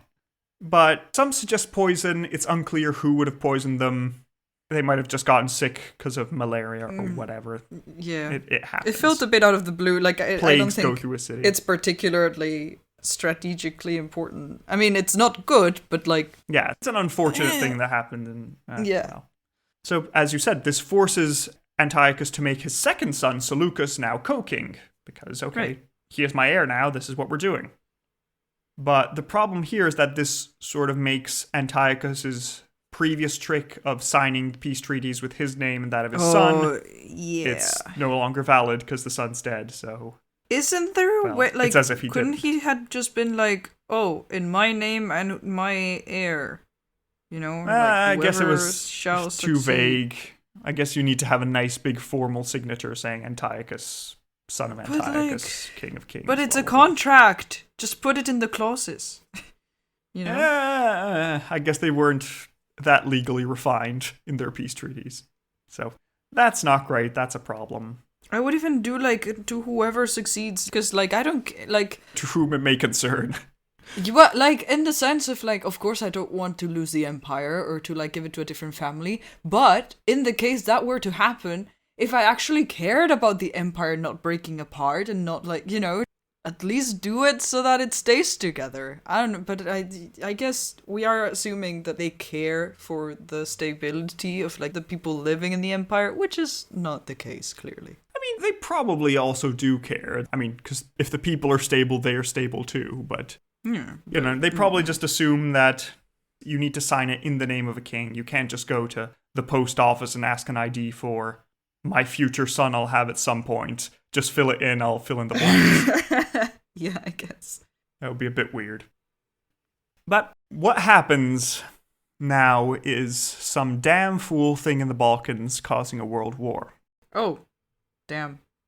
Because in 192 in Greece... That's exactly what we need. Yeah, one of the small Antiochus-aligned states, called the Aetolian League, attacked one of the Roman-friendly states in violation of previous treaties. So that's increasing the tension, because now the Aetolian League is sending messages all across Greece in Antiochus's name, saying, hey, let's kick out the Romans and just make Greece free for Greek people again. Antiochus never approved any of this, but now the Senate is concerned. So they're sending 2 legions into Greece to try and pacify the situation. Again, pacifying with the military, because that's, you know, how you do. Because if you know about Rome, they've only expanded through defensive wars, but they're really aggressive in their defense. Yeah. Listen, they never want violence to happen. They just defend themselves. Violence happens around them. Yeah, it just, you know, magically. So now that the Romans have sent their legions, Antiochus needs to support his states. He can't just be shown giving up his people. So he has to send an army into Greece. But he only sends an army that's half the size of the Romans one. It's unclear why he does this. It seems that it might be because he expects this to be just a regional war. That they're just going to fight those 2 tiny city-states in the south of Greece. Once that's dealt with, we can all go home. But it looks like the Romans are planning to just aggressively defend all the way through Greece. So Antiochus crosses into Europe, tries to march through Greece, and call up all of his Greek allies to try and help him out with this conflict. He also tries to send messages to the king of Macedon, saying, hey, the Romans defeated you recently, do you want vengeance? Ah, I see. We're playing both sides now. Yeah. But the Macedonians then see that, oh wait, the Romans have more legions now. We're going to side with the Romans for now. Also, Antiochus has to cross the sea to get to us, so they're Roman aligned. And having seen that Macedon is on their side, and an extra Roman legion has crossed into Greece, the remaining neutral states flip to Rome's side. No! Yes. You don't know what you're doing. I mean, they do know what they're doing. Just, you know. So Antiochus, seeing all this, decides to place himself in a defensive position. And do you know what is a defensive position in Greece? That we've heard of already at some point? Thermopylae. Oh, of course. Yeah, what makes it so defensible? It's just a tight pass between the mountains and the coast that would, it's basically a tight space where the number of the enemy doesn't really matter as much because you can just make a wall of soldiers and they can't cross through. Yeah. So, even if you have 100 men versus 1,000, if only 100 men at a time can fight, it doesn't matter. You're basically evenly matched. All right, well. So, okay. Antiochus places himself in a defensive position at Thermopylae, and the Romans launch a first attack, but they're repelled successfully by the Seleucid forces. But what do we remember from last time somebody defended Thermopylae? That if you try to defend Thermopylae, you're going to lose. Yeah. Because, and we can only assume this is the most accurate portrayal, one of the Roman officers sees an old, dusted papyrus that says, "Dear Xerxes, here's the secret path to get behind the Spartans. Oh. Love the traitor, Ephialtes." Oh, yes. I remember this. And so this Roman officer, called Cato the Elder, of Carthage must be destroyed fame. Yes. And also a horrible person throughout. He's just terrible. Agreed. He takes a small contingent of his men and manages to capture the nearby mountain pass and attacks Antiochus' rear, causing a rout that he's forced to retreat and regroup elsewhere. Now, Antiochus realizes he underestimated the situation. He should have brought more men in the first case. This isn't just a small regional war. This is all-out war between the empires. So he decides to retreat back to Asia, where he can rebuild his forces and gather the full might of his army against Rome. Yeah, good choice. Does he make it there? Yeah. So he manages to get to Asia, that's fine. He manages to cross without too many issues. But then he tries to send a message to the Romans asking for peace. He says, okay, I misunderstood what the situation was. You can keep my aligned city-state that attacked you. I don't actually want a world war. Like, can we please not do this, guys? Yeah. Like, it's bad for everybody. Yeah, we don't need to do this. It's fine. It was someone else that violated the treaty. I didn't do it. This happened. But this letter arrives to the Senate just after the election of the new consuls. And the new consuls don't want to be the ones to make peace. They want to win glory and riches by fighting. And they've just been elected. We're not going to end this war right now.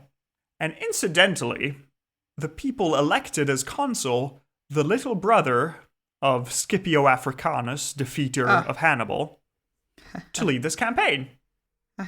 Because, guess who well, first of all, little brother probably wants to live up to his older brother. And also the Senate is probably thinking, well, if his little brother can't make it, Scipio Africanus can definitely do it, and we can just work around the legal issue that he shouldn't be able to lead an army right now because he did it recently enough. So they refuse the peace. They say, we will have no peace without victory. We want this war, actually. Sorry. Yes. So Antiochus decides to place Hannibal in command of his fleet and to harass the Romans and the Rhodians and the Pergamese to stop them from crossing into Asia while Antiochus prepares his forces. Hannibal manages to keep them away a little bit, but in the end, the Romans slowly, bit by bit, managed to defeat the Seleucid fleet and gain access to the Aegean Sea. Not only that, but Antiochus was forced to evacuate Thrace, his European territories, and Rome occupies them and gets ready for a landing into Asia for the first time in its history. Seeing this about to happen, this climactic battle that will decide who gets to own the Mediterranean, Antiochus sends another message to the Romans saying, hey, listen, you can keep Thrace, I'll recognize your ownership of Greece, you can protect all the Greek cities, both in Greece and Asia, that'll be fine, I'll pay half the war costs, and we don't have to do this, okay? Okay, I mean, that's, That's a generous terms. Yeah, like, not very good for Antiochus, I guess, but, like, we avoid a war. Yeah. But Scipio then replies that would have worked a year ago, but now we actually own Thrace, so we don't really need your permission to keep it. If you want peace now, abandon all of Anatolia, and go back to Syria. But Antiochus has been fighting all his life to get Anatolia. We've been trying to get this damn place back for 2 kings and a whole lifetime. It's been a lot. So he refuses. We're getting ready for actual battle. Also, during the preparation for the battle, we get a fun scene from Gellius, who is a Roman author, where Antiochus is apparently showing his richly decorated army to Hannibal. They're all dressed in silver, they're shining, they're glorious and all in order. And Antiochus asks Hannibal, "So, dear friend, do you think this will be enough for the Romans?" And Hannibal replies, "Yeah, I think it'll be enough. Even though the Romans are very greedy, that looks like enough silver." And I love how in the text, Gellius explains the joke. Oh, no. Yeah, he says, "And absolutely nothing could equal this remark for wit and sarcasm. The king had inquired about the size of his army and asked for a comparative estimate. Hannibal, in his reply, referred to it as booty." Oh my god. Yeah, it is. It's always funnier when you explain the joke. I'm glad that has stayed throughout history. Also, I'm glad that there's the word booty in it. Oh god. But at last, it's time to face off. Antiochus waits for the Roman and Pergamene forces on the field of Magnesia. Oh god. The official commander is Scipio Asiaticus, the younger brother of Scipio Africanus. But it is strongly implied by certain sources that Africanus was the one who was really in charge of this. Right. Because his brother wasn't competent at all. Maybe he was, huh? So there is an extremely fierce battle. Antiochus sends his heavy cavalry to damage the Roman legions, but the Romans have defeated the Macedonians before. They know how to deal with the phalanx. And though his cavalry is strong and manages to punch through, Antiochus's chariots were spooked and retreated into his own army, disrupting the phalanx. No! This opened a gap in Antiochus's line, which allowed the Pergamene cavalry to swoop through and cause a full-on rout of Antiochus's forces. I cannot believe this is happening. Antiochus, what? No! The Romans of all people! He was so close. I know. God damn it. So he's been defeated. His main army is defeated. The Romans have free reign of Anatolia. No! Antiochus signs an armistice in 189 and says, "Okay, fine, let's stop fighting. You can definitely keep Anatolia. We'll work out the details later on." God damn. So in this peace, Antiochus is forced to abandon Thrace, his lands in Europe, all his lands west of the Taurus Mountains, so all of Anatolia except the bit that's directly attached to Syria. He's forced to pay all the cost of the war, greatly reduce the number of his fleet and elephants, hand over hostages, including his youngest son called Mithridates. Oh no. And hand over a number of people that Rome is going to ask for. No. Yeah. And do you remember who was at Antiochus's court that the Romans might want? Yeah, Hannibal. Yeah. But the good news is that Antiochus sends a letter to the Romans saying, "Okay, fine, keep everything. But you'll never believe this. Turns out my council left the door open and Hannibal just escaped, so I can't hand him over. I'm sorry. You'll have to deal with him later." Yes! I like Antiochus so much. Yes. So Hannibal can get away and live for a while longer, at least. Well, now it is on him to, stay alive, I guess. Yeah, it's his own responsibility. Yep. If Totalis Rankium makes a Senate episode on Hannibal, you'll find out how it ends. But yeah, it's a good story. But anyway, at long last, Anatolia is lost. The Romans divided between the Rhodian and the Pergamene people, and Rome has now hegemony over Anatolia. And there is kind of a funny scene where Livy talks to us about the king of Pergamon going to the Senate and asking for his share of lands, where apparently when he thought he was the only one there, he basically tells the Senate, "Oh, no, you decide. Oh, you're so wise and powerful. Please let me know what you think I deserve." Mm-hmm. And the Senate says, "No, but you tell us what you would need." And it's like, "No, I am not worthy." And it's like, "Oh, yes, but you please tell us." But then when the king of Pergamon finds out that there's an ambassador from Rhodes just outside, he just changes his tone entirely and says, no, I want these lands specifically. Give them all to me. Don't give them to Rhodes. I need them, please. Excellent. So that's great. But now we're almost at the end of our story because after the war, there are a series of problematic aftershocks in the Seleucid Empire. Anatolia is gone, and we get 2 rebellions from satrapies in Armenia, which break off into their own separate kingdoms. And also the Bactrian king, who had signed a treaty to be Antiochus' vassal, is now dead, and his heirs decide not to respect the treaty anymore and is disrupting the region, trying to expand.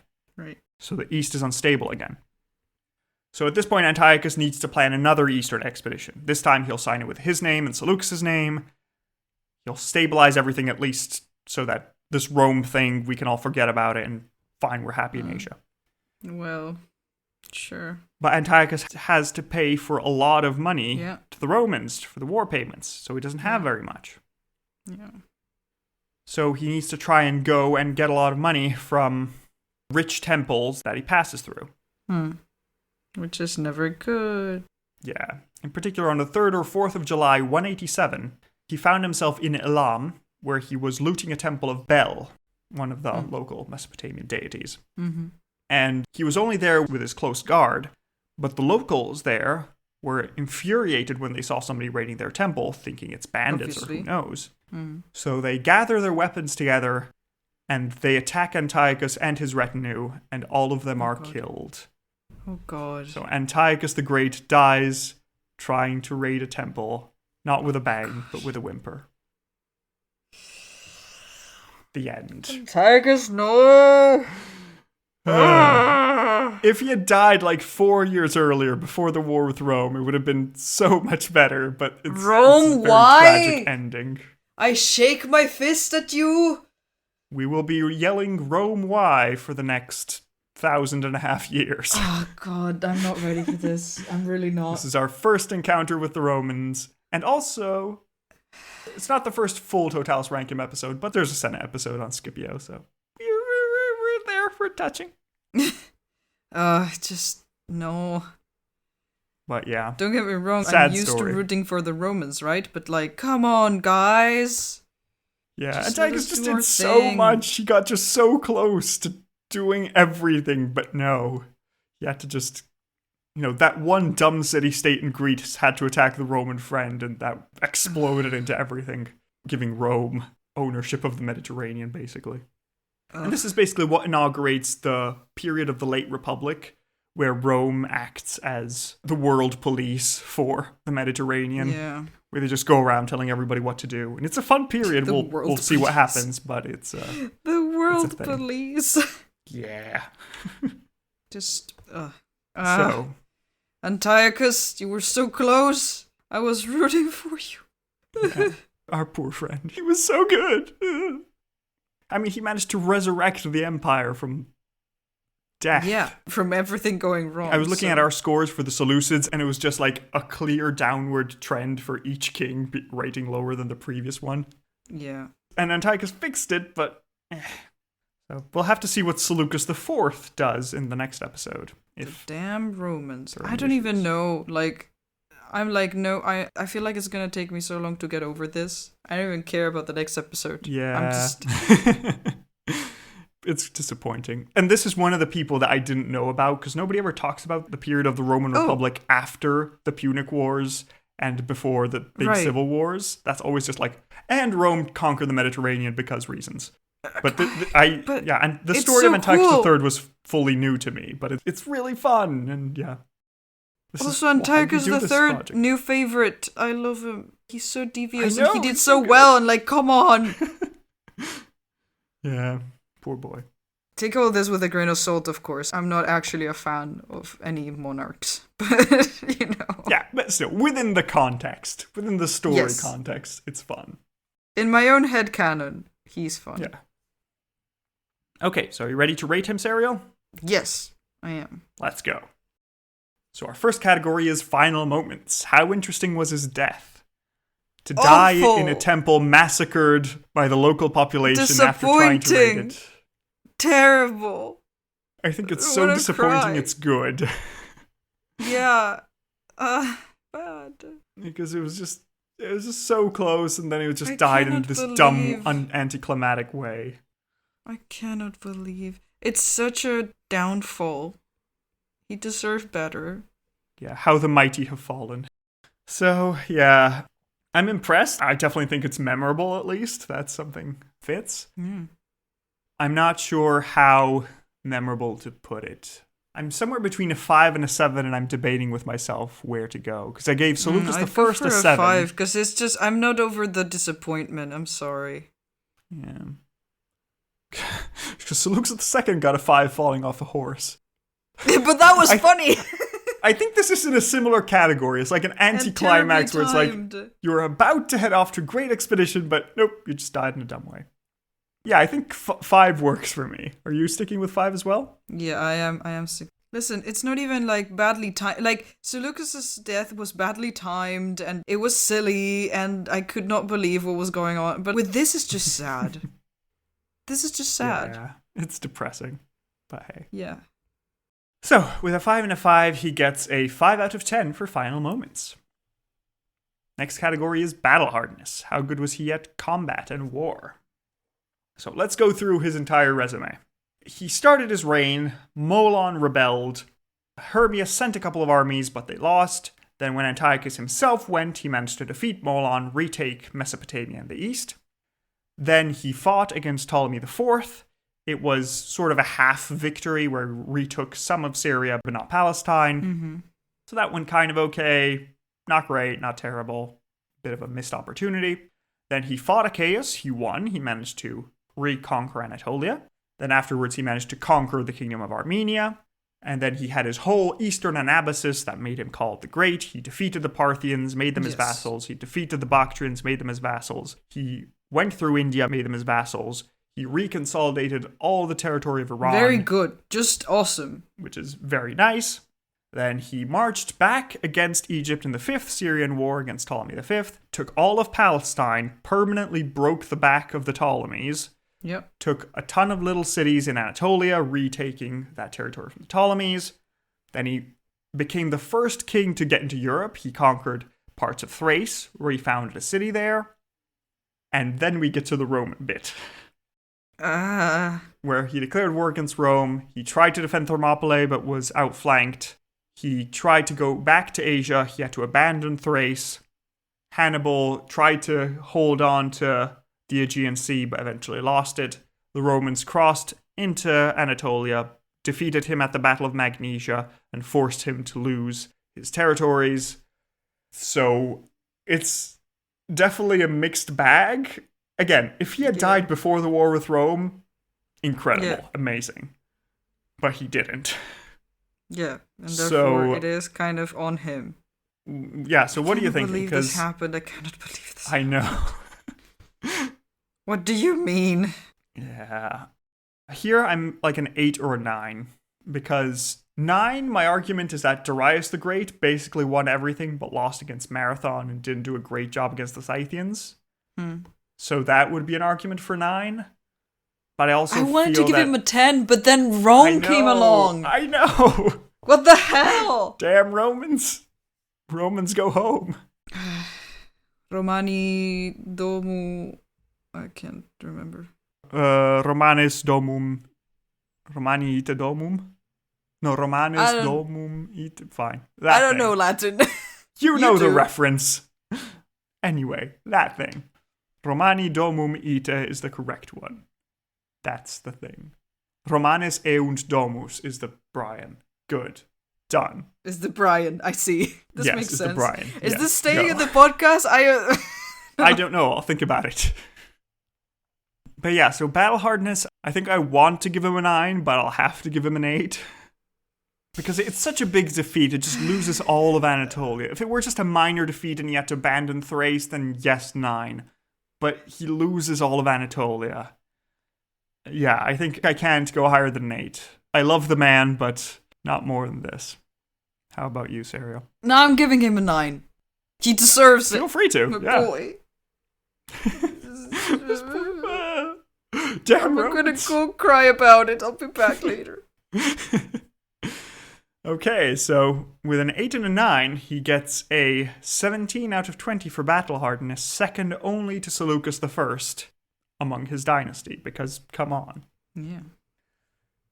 Next category is scheminess. How good was he at plots and subterfuge? Yes! Finally! He gets points here. There's stuff here. Darius would be proud. I love this. It's so unnecessary and so good.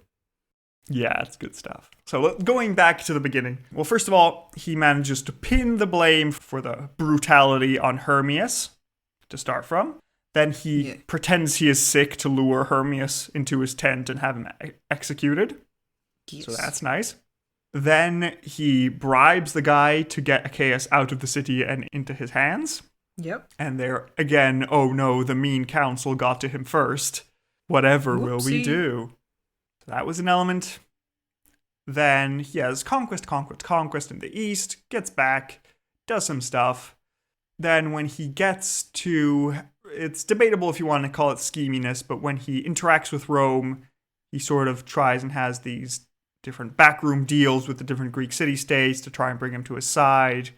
That might be more political than schemy, but you judge for yourself. Yeah, which is smart, but... Yeah. And then when Hannibal comes to visit him, and he's meant to give up Hannibal, he just says, oh no, looks like he got away. Nothing I can do. Sorry, Romans. Oh, I forgot I gave him my keys. Oh, shucks. Sorry, guys. So that. And yeah, I think that's the main points of his scheminess. I don't know if there's anything that particularly stuck in your mind that I didn't mention, but... I don't think so. I like these so much. That's fun. And it's also fun scheminess, because it's just like, oh, you rascal. You rascal, you. Yeah. Well, you know, with a side of torture. You rascal, you with your horrifying mutilations. Yeah, exactly. I don't know. So, I'm impressed with the scheminess. It's not the highest ever, definitely not Darius levels, but I'm saying... I'd go with an 8. My brain is telling me an 8. Look at you. So an 8 is as much as... I feel like we gave Darius a 10, did you give an 8 right? to? Yeah, we gave Darius a 10. You gave a 9 to Alex the Great, but no one else... so deranged. Close. In scheminess? Yep. What did Alex do? He murdered his father, he blamed on his mother, blah, blah, blah. Kill, stab, I'm a god, forgetting. That sort of thing. I keep forgetting. Alex. Alex did a lot. Good times. So you're thinking an 8. I'm feeling lower. I think 6 or 7. You know what? Let's go for a 7, because I just like the council blaming. It's good stuff. Yes. It is good stuff. Glad we agree. Okay, so if you're sticking with an 8, let's have a 7 and an 8 make a 15 out of 20 for scheminess, which is a very nice score. Next category is shock factor. How shocking and terrifying was this man? Very. Quite a few things. So, murdering all his regents, everybody in his place. Sorry, what are you talking about? He is incredibly merciful and a nice guy. Of course. It's just not his fault that this consul kept going on their own way. Yeah, he did nothing wrong in his entire life. He is perfect. He's a pure golden boy, and he's the best. Clearly. So, yeah. So, killing his former regents, or would-be regents, horribly mutilating Achaeus for the crime of rebellion. What did he do? He managed to retake all of the East, which is kind of shocking. Unexpected for where we started. I guess that is one way, if you want to keep it that way. To put it, yeah. Then he had his son marry his daughter, which is kind of icky. But we've seen the Ptolemies do that. Yeah, but it's the first time this dynasty is doing it, so... That's fair, A bit weird. And also, I didn't mention it, but his daughter Laodike, after the death of Prince Antiochus, was given in marriage to Seleucus IV, our future king. Her second brother that she married. Which is also... We're keeping it in the family, I see. We're keeping it very in the family.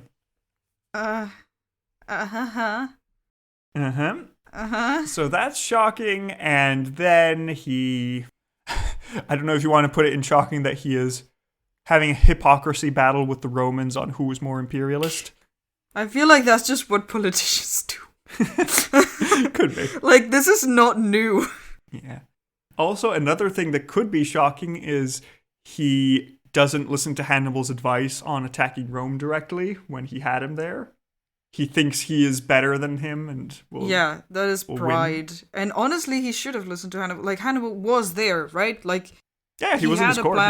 No, and I mean, like, Hannibal was in Rome. Like, he got to see, like, probably what the weaknesses were, what the, like, he and knows learn how they from fight. his He mistakes. beat them in many battles. But he did lose against Scipio That's and the Zama, thing. so. They're like, oh, Wood, Hannibal lost. It's like, we lost the last one. You know? Like, he won all the way through. He had a good plan. My boy deserves justice. Yeah, but that's also sort of the tortoise and the hare story, where you win everything, then you fall asleep halfway through, and the tortoise just makes it to the end out of perseverance. He did not fall asleep. It wasn't his fault that they didn't back him up. Well. Come on. Can't wait to see the comments on this. Like I said, it's like the space race. It's the same. Like, it feels unfair. I understand why it feels unfair, happened, but the person who wins unfair. the race is the one who crosses the finish line. So, I am a fan of rewards by achievement. No, that definitely. I think Hannibal deserved to win, but, well, we're not speaking Carthaginian right now, are we? We're also not speaking Latin, my friend. I mean, English is sort of Latin derived. It has bits in it. I know. Listen, I am from Spain. It's fine. Hey. We're a Spaniard and an Italian. I guess we know. Yeah, we know how it finishes. Okay, but shock factor, what is your thought? The scheming, the murders, the deflecting, the hypocrisy, and the not listening to Hannibal, the marrying his children to each other. How does that rate to you? A bit shocking, I guess. Not the most shocking, not Alexander levels of shocking, but... No, of course not, but that's hard to reach. But who has Alexander levels of shocking, honestly? Yeah, I'd say... Let me give the points out bit by bit. Yeah. I'm going to say 2 points for the sibling marriage, because he does it twice. And ew. Yeah. I'd say 2 more points for the deflecting on the council, because he does it twice. So fair enough. Yeah. 1 point for the not listening to Hannibal. Is there anything more I want to give him? I think 5 is fair, honestly. 5 is what we gave Antiochus I for, the whole marrying the stepmother, killing his son Seleucus, that sort of thing. We also gave it to Xerxes I, and those are only other 5s, really. I think 5 works for shock factor. Yeah. You matching? Yeah. Okay, so with a 5 and a 5, we get a 10 out of 20 for shock factor, which is tied first for Seleucid shocker. Would you say he's more shocking than the other 2 people we gave a 5 to? Would you say he's more shocking? I don't think so. I think he's like a healthy amount of shock. I don't know. I could... You're making me doubt now. Or less shocking, Who did we give a 6? Let me see. I gave a 6 to Astyages for the whole nephew murder attempt. Grandson murder nephew attempt.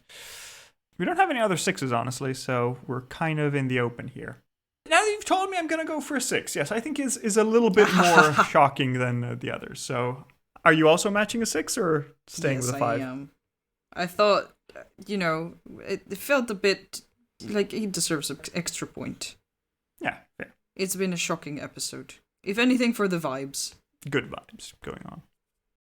So with a 6 and a 6, he gets a 12 out of 20 for shock factor, being the most shocking Seleucid. Yeah, that checks out. Next category is Aaron Shine. How good was he for the Empire overall and Iran in particular? I wanted to give him a 10. I know. It was so close to being up there, but no. I'm suffering. Can we just pretend Rom never came along? Can we pretend that it's just up until the last 4 years and then he just, wasn't there? Yeah, afraid not. That's not how this works. Oh, but... Even Darius III did a good job until Alexander came over. But we can't do this. But... So, let's start with where the empire was. Basically, Antiochus has had the empire at its lowest point when it was reduced to just Syria during Molon's rebellion. And he also had it at its highest point when it took India, all of the East, Palestine, Anatolia, and Thrace. This is the maximum expansion of the empire. It will never get bigger. So, good job. That's amazing. Can we? I know. Watch me be like, look at this! Points at a map of the expansion of the empire. Isn't it awesome? Never mind. We're not looking at this other map right now. Just the cool one. Shush! Don't look at the bad map. Stop. And also, just so we're saying more good parts, he also reorganized the empire to ensure that it was closer under the control of the king. He reorganized the old satrapies into a closer governorship system, which would reduce rebellions and ensure more reactivity from local government. He reconquered the east. He ensured that everybody was in order. He also included more of the local population to their own government. Yeah. The high aristocracy remains Macedonian, but at least local government is more localized now. Mm-hmm. He managed to break the back of the Ptolemaic kingdom. They're never going to be an existential threat again. Remembering Ptolemy III, who just a generation ago destroyed everything and almost collapsed the empire, now the Ptolemies are not a threat anymore. They've stopped being one. They're just going to be someone else's plaything. Oh, we're so powerful! Yes, also he has made himself finally great king, no longer just a normal king. He is now the great king. The king of kings! Great. Yes, he is the king of kings. He is king over other kings. He has stabilized the east. The problems come in the west, where, yes, he took back Anatolia, yes, he took Thrace, but he was forced to surrender them. He was forced to pay huge amounts to Rome and surrender his own son, Mithridates, to the Romans as a hostage. That is terrible. Think how fun the succession will be when that comes into play. Yeah, I'm assuming Mithridates is going to die. We'll see. But the successor is Seleucus, yeah? Yeah, Seleucus is the successor, but he has another son that's a hostage. I know. So, after all is said and done, and all these terrible things kind of happened, or didn't, or maybe did, Sure. How is the empire looking compared to the beginning of his reign? The empire is definitely better compared to the beginning. In the beginning, he was the last Seleucid, in the by a bunch of people. Everything was in flames. Everything was on fire. Now the empire is solid. He has an heir that is an adult that can just take the reins of control. They have Palestine, which they've never had before. The east is stable. Mesopotamia is stable. Syria is stable. The empire is in a good place. It could have been in a better place, but, if he had never taken Anatolia, this would just be very impressive. So the empire is doing well. It's healthy. It's risen again. The empire was basically falling, and now it's back up to, I don't know if you'd call it a golden age, but it's definitely doing extremely well. All right. So good. So very good. Sadly not a 10, but good. Yeah, I'm between an 8 and a 9. I will go for a 9 because So he's going to beat Seleucus the First. Because I want to, okay? Yes, go for it. So a 9, I'm going to keep us closer to Earth and say an 8, because also, yes, there's more local population in government, but it's not fully integrated, and I'm going to consider that enough to just bump him down to an 8. That is fair. So with an 8 and a 9, he gets a 17 out of 20 for Aaron Shine, being the best Seleucid and the 5th best ranked of all our kings that we've had so far, which pretty impressive. Next category is Face of Faces. What do you think this man who flew so close to the sun but plummeted down to the earth looked like? I'm gonna need a minute. You can have it. Today is not because I don't know what to draw, but because there's too many things. So I'm gonna have to choose. God. So yeah, this was a good episode. I have a whole book that's just the Seleucid Empire of Antiochus III. That's so cool, because you said it's not even very talked about, and I'm like, dude, what the No, because this is the period in Roman history. Well, because this is when Rome starts to be relevant, I guess. So they're like, yeah, but everybody says shift the focus. Yeah, they defeat Hannibal, Carthage is defeated, then blah blah blah blah blah, Julius Caesar. And it's like, wait, but those are 150 years of stuff happening. Actually, you can keep that in the podcast if you want. Can we have a t-shirt that is... Yes, let's do that. Feel free to design a t-shirt. Punic Wars, they defeat Hannibal, blah, blah, blah, blah, blah, Julius Caesar. And then just in the blah, blah, blah is like, us. Please. Just Antiochus looking at it being like, am I a joke to you? I did cool things. Okay, so Serial has finished their drawing, and they're going to send it to me so we can see what they think of our good boy Antiochus. I have many thoughts.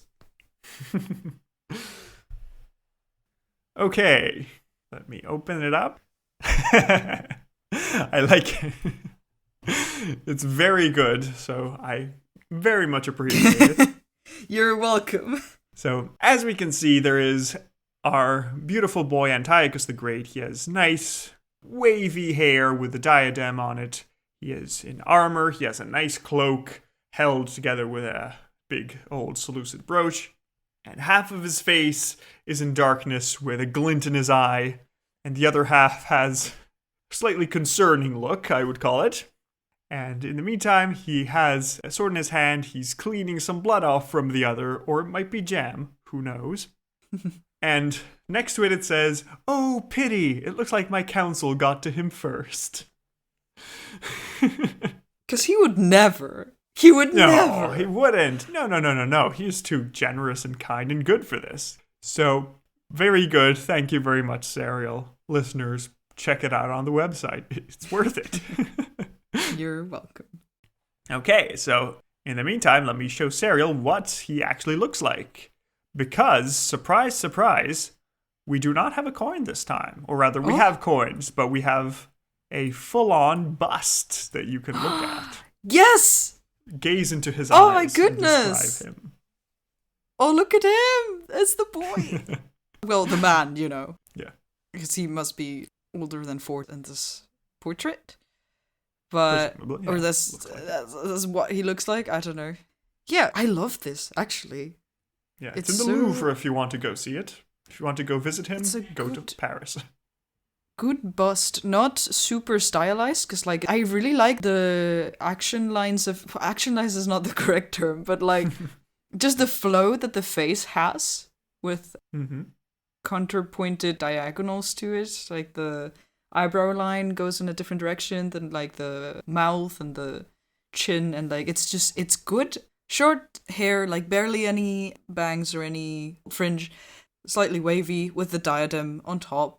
Mm-hmm. Impressive cheekbones, somewhat thin face. Yeah, it's difficult to describe a face, but I like it. Yeah. Somewhat thin lips, long nose, pretty straight, and somewhat sunken eyes with like the eyebrow bone casting a bit of a shadow on them. And yeah, it's a very piercing gaze, I'd say. Yeah, I like this so much. It's so it again feels like a person as much as a bust in marble can feel like a person, right? But it has a very particular expression. It's just like I can see him thinking, you know? Yeah, you can see the worst that part this, is he this looks is not like a just some good guy. guy. He looks like a reasonable, you know, and I'm like, that's I don't That's know what he to keeps tell you. telling everyone. Everybody just keeps saying that he's lying, but no. Yeah, really cool. Oh, he's missing part of an ear. A chunk of it. Yeah, has it looks been, like it broke off in the time, but yeah. So, what do you think? Very cool. Is this contemporary to the time? I think it is. Let me actually double check. It's probably a Roman copy of a Greek original, presumably. Based on what I can read, it looks like it's a replica of an original from the 3rd century BC. So, that seems to be the case. So, it should be basically in line with his life. Cool. So, it is contemporaneous. And contemporaneous? Is contemporaneous a word? I don't know. Is it? It might be. If it isn't, I know what it means. I really like it. I want to give it a 10. But a full-on 10. Maybe I'll give it a 9 just because the Greeks made it. Oh no. But yeah, so you only give a 10 to Alex and Seleucus the First. You give a 9 to Antiochus the First with his chronology portrait, and Xerxes the First and Darius the Great.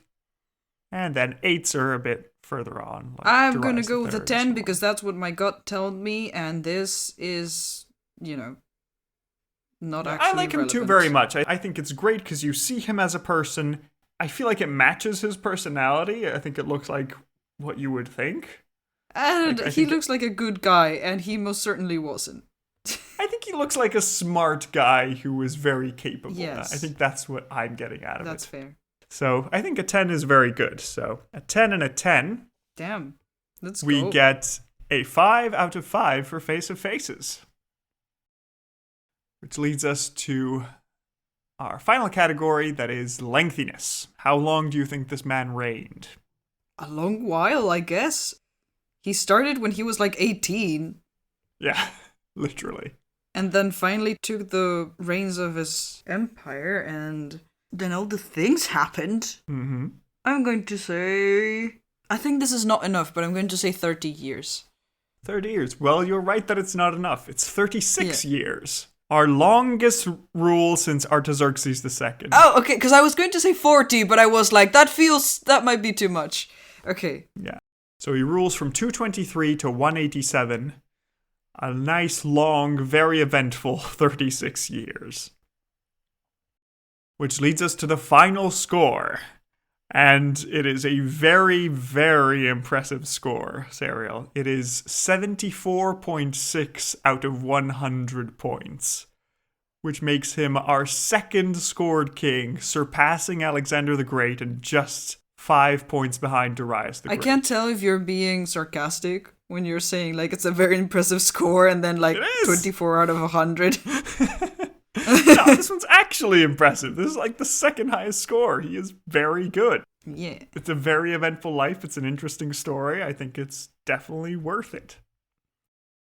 Which leads us to the final question where I have my answer. I think you have yours too, but is he brilliant enough, tragic enough, great enough to be called a Shahanshah, or is he just a Shahanah? He was literally a Shahanshah. Yes, of course he gets my vote. Are you kidding? Yeah, I think you would be hard-pressed to argue against this. I mean, this was a really interesting story, really good. So I think without arguing too much, we can say that Antiochus III, Antiochus the Great, you can go off to the Paradise Garden, meet your ancestor Seleucus and tell him that you did your best to restore everything, and you even surpassed him in certain parts. Yeah. Take that. And now it's time to see what happens to everyone that's left behind. And then Rome came along. But we don't talk about that. And then along came Rome. But that is the end of this very long episode on Antiochus the Great. We'll see next time what happens to Seleucus IV and what's left behind, the empire. And in the meantime, while you wait, why not rate us and review us on your podcast app of choice so more people know that we exist and more people know that Antiochus III exists, because he deserves it. Come on. The man deserves to be more known. So do your part. Do your part. And yeah, so I'd say without further ado, we hope you have a nice week and we'll catch you next time. Goodbye. Goodbye.